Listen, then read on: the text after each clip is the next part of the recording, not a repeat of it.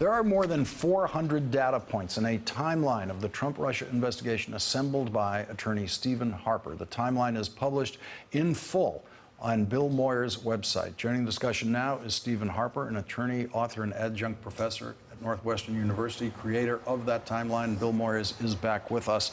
And Stephen Harper, please tell us how you went to work on assembling this timeline and why you did it. And I can just thank you right off the top. It is the greatest tool that we journalists have to work with every day as we stare at this story.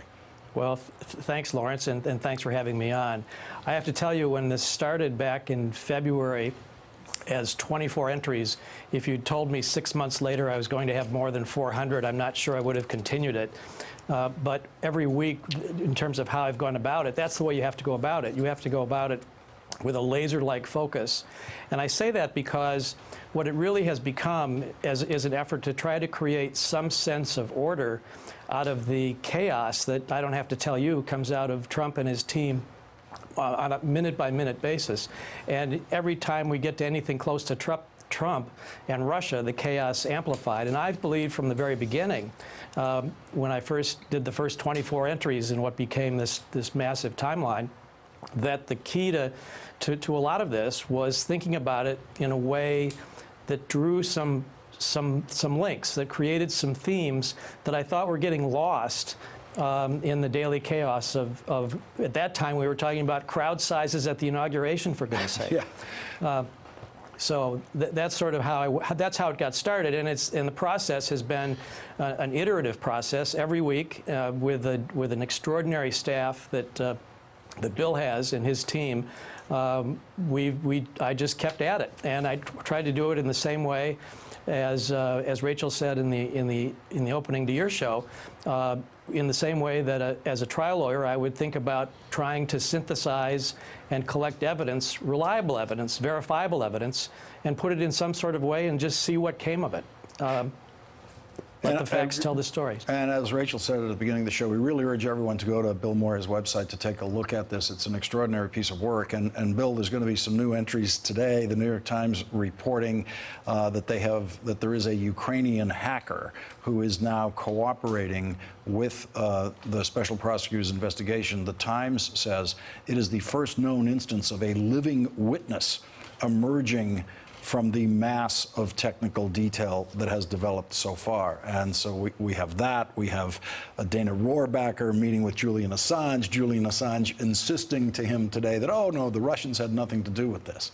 But this yes, and in those two stories, Lawrence, you've really put the challenge and what the timeline hoped to accomplish. I sort of think of it as micro, macro, and cover-up. The micro is the daily deluge, almost daily deluge we get of different kinds of Trump-Russia stories. And you can drill down on any one of them, and they can become interesting in and of themselves. The problem is that without some sort of framework, and this is what I refer to as sort of the macro view, if you don't draw back from time to time, you can lose the themes. But if you're able to drill down and then occasionally back up and see where an event fits in the larger picture of the timeline, even though you may not learn about the facts relevant to that event until a month or a year later, then you have a way to think about it. Steve Harper was one of the most accomplished litigators in the country until he retired, and teaches at Northwestern Law School, and has written a wonderful book about his father's fight with Jimmy Hoffa. But he came to me with this, and of course we recognized immediately at BillMoyers.com that this was unique. And today, an assistant prosecutor of Watergate says this is the most useful timeline he's found. There are three reasons to pay attention to it. One, of course, we all know, is the propaganda campaign the Russians manipulated to influence the minds of voters in this country against Hillary Clinton. The second reason is the money trail, and it's clear to both Steve and me there's a powerful money trail here. The third reason, people say to me, why are you so concerned about the Russians? Here's the reason why. I worked at the White House, as you said. To my knowledge, to anybody's knowledge, this is the first time that conspirators of a foreign country have penetrated the White House, gained an ally in the national security advisor to the president, influenced the thinking of the vice president, and made a fool out of the American president. I mean, it's important when Russian conspirators can penetrate the White House that way. You see this coming clearer and clearer in Steve Harper's timeline. Bill Moyers gets the last word on the timeline for tonight. Bill, thank you very much for joining us. Really appreciate you being here. Stephen Harper, thank you for your work. We're all using it every day. Go to BillMoyers.com. Look at that timeline. You're going to learn a lot. Hey there, I'm Chris Hayes from MSNBC. Thanks for watching MSNBC on YouTube. If you want to keep up to date with the videos we're putting out, you can click subscribe just below me or click over on this list to see lots of other great videos.